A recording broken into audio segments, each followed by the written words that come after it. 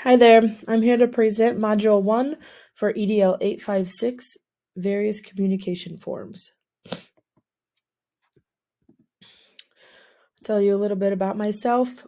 I was born and raised in Kingman, Kansas, and that's where I currently live, teaching third grade at Kingman Elementary. I'm on my 7th year of teaching and my 9th year in education. My husband and I live on a quiet piece of land south of Kingman, and we have 2 little kiddos. Raylan just turned 3, and Gavin is turning 1 in a week. So, really exciting times around here. We enjoy living in the country and being part of a small town community. I kind of took a really long path to becoming a teacher. So, I started off getting my associate's degree in golf course management in Hilton Head, South Carolina. And as I finished that, I was asked to play college golf for Savannah College of Art and Design. So I continued my education there and got a Bachelor of Fine Art in Advertising, which was a really fun time.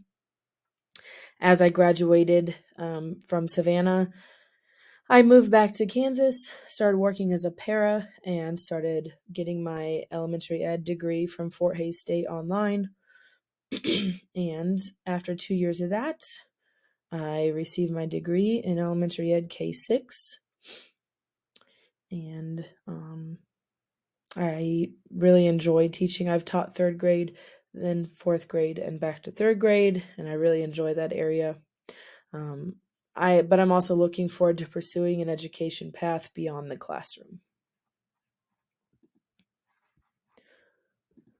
Okay. I have lots of information on my slide, so sometimes it's easier to take my face away for a little while. Okay, so what forms of communication do I use?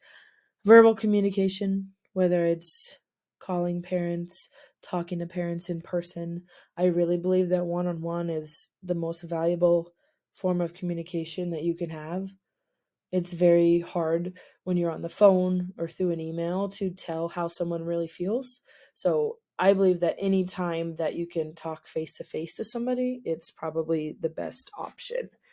And I use that kind of communication all the time: students, staff, parents, and community. And obviously, it's free. The digital Some of the digital communication we use: calls, texts, emails. I have my own phone, but the school does provide a computer. We use Idea Tech, which is really nice because I can call from my phone or my computer or my tablet, and it directs me through Idea Tech. It's like a line that's not my own personal cell phone number, and so I can call and not have to worry about giving my information out to people, which is nice in certain situations. And we also communicate through email, and I communicate with staff and parents on both of those, and community members as well. Clever we use. It ties all of our tech together. It's really nice because you don't have to remember passwords and things like that. It's all our reading, our math, our email, our everything is linked through Clever. So when you sign into Clever, then you can easily access all of the different apps that you need for the day. And the students can do that as well. So that's why I marked students. I can communicate in Clever with my students. I can send them links to go to. It also has a nice little messaging. So if I have a student who's working on something in the library, working on something in a different classroom, they have a question, they can always message me and I can answer that. So that's a little part of communication through Clever that's nice. But it's just really nice to have everything all tied together and that everybody in the building uses the same thing. Same with Seesaw. It's an expectation that we all use Seesaw. That's how we communicate with parents. We can call and text them, but Seesaw is one of the main ways to communicate. And it has a nice messaging app as well. So I really like to just quickly message a parent in Seesaw.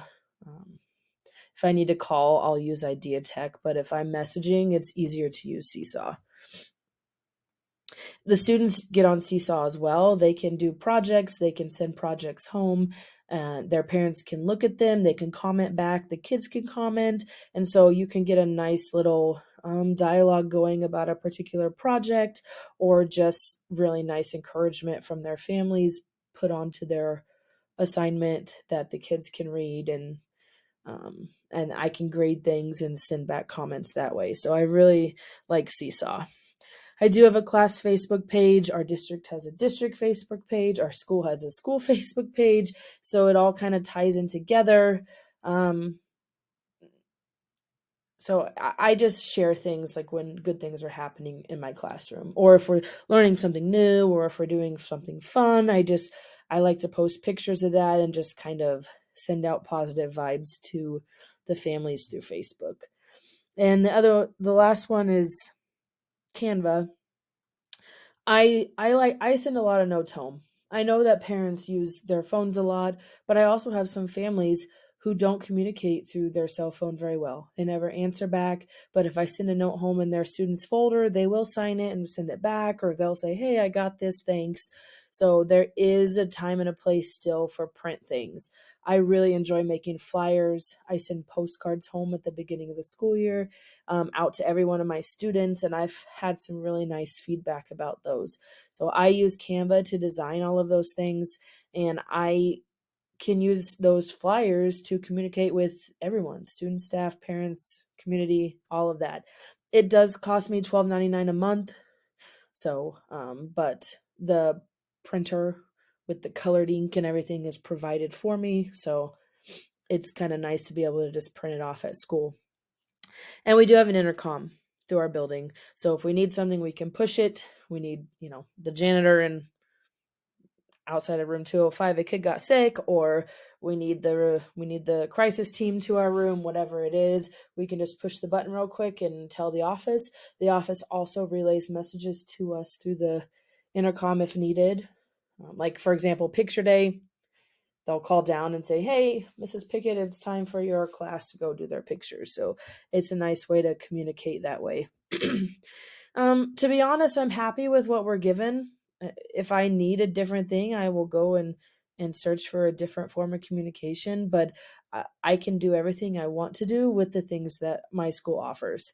I would love to have Canva paid for, but there's just not enough teachers in the building who use it, so that's just not justifiable. But if I had to say there was one thing that I would like, it'd be that, but I am super happy with all of the things that are provided for us. Okay, how will the information from the readings impact my introductions and my personal life? Well, as I read Module 1, I thought about introductions and communication in a different way than I have before. There was a lot of helpful information, and so these are just 3 things that stuck out to me. Introductions are important. The things listed above were not new to me, so like setting the tone, establishing trust, signal power or absence, and signaling approachability. I know that when you talk to people, those things happen, but it stuck out to me because it was never a bad thing to be reminded of what's important, right? And just a reminder that whatever happens and however you introduce yourself or how do you put yourself out there can be everlasting. I mean, I don't think anybody can be reminded of that enough. Be aware of cultural differences. Cultural differences can make or break a conversation. If you say something that is not right to that person, it can really change things and cause problems. So a little small example is my principal tells us to dress professionally for parent teacher conferences, but he also tells us not to dress like we're more important than the parents. So don't come in super fancy and sit down at a casual parent teacher conference and make people feel uncomfortable. Just dress nice, dress professionally, like you want to be there and you care about your job, but you don't have to overdo it, especially knowing the clientele for our building. So any way that we handle someone, possibly for the first time meeting them, can impact all future encounters, especially when you're meeting those parents for the first time. Can really change things, or it can do great things for you. And I just really like how I read that think about what to say and prepare.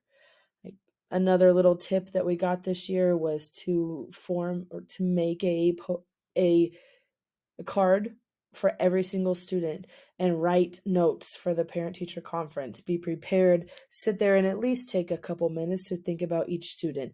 And I did that diligently this year and it really helped. I wrote everybody's information down and I just felt like the parents, it went smoother.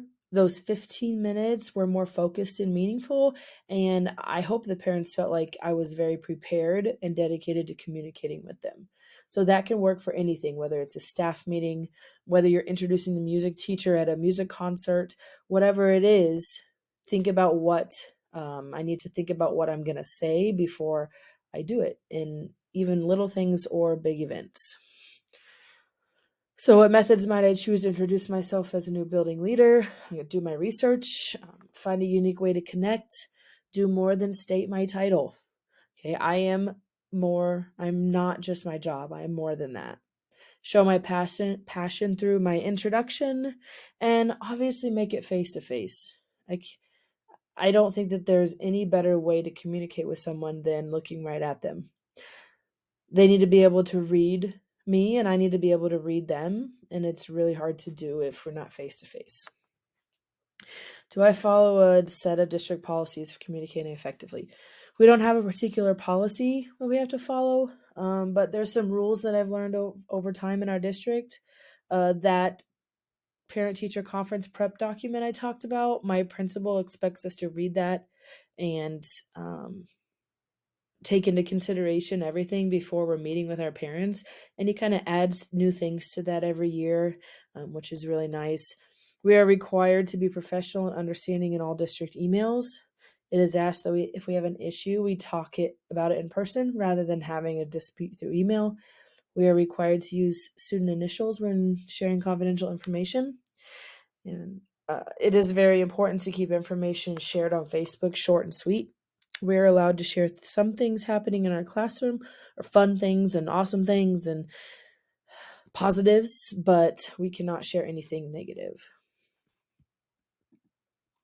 All right, just some food for thought. In essence, we make judgments of people we meet based on split-second reactions, and even when presented with countervailing facts, we hold on to our first impressions.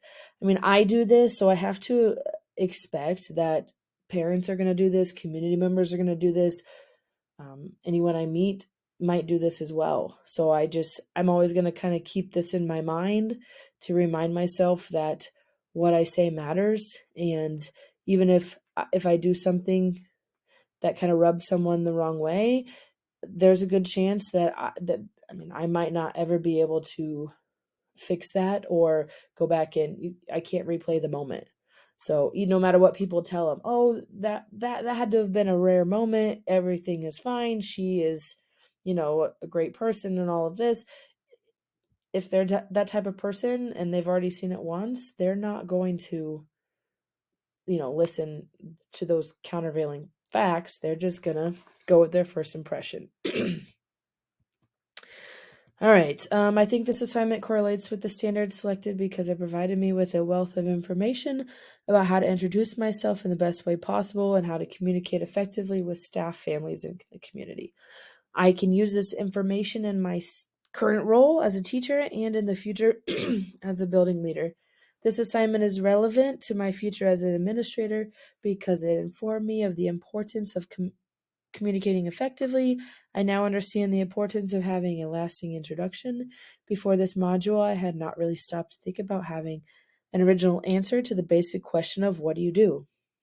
Reading these articles and blogs made me realize that there is much to think about as a school leader when preparing myself to strategically communicate with all stakeholders.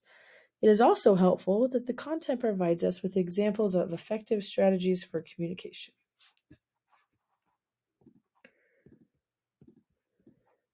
As I was completing this module,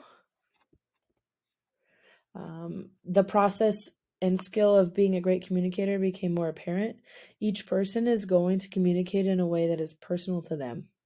So it's going to be important for me to find a way to share my passions and for people to see me more than a title. The way I introduce myself might just set me apart in a positive way, but it could also set me apart in a negative way if it's done incorrectly. As a professional and future building leader, it's important for me to have a strong communication skills in all areas of my life. So the three main takeaways: effective communication with all stakeholders is a must. An introduction is the first impression, and the judgment that comes from it is hard to undo or correct. I am in control of the way I communicate. It's unique to me.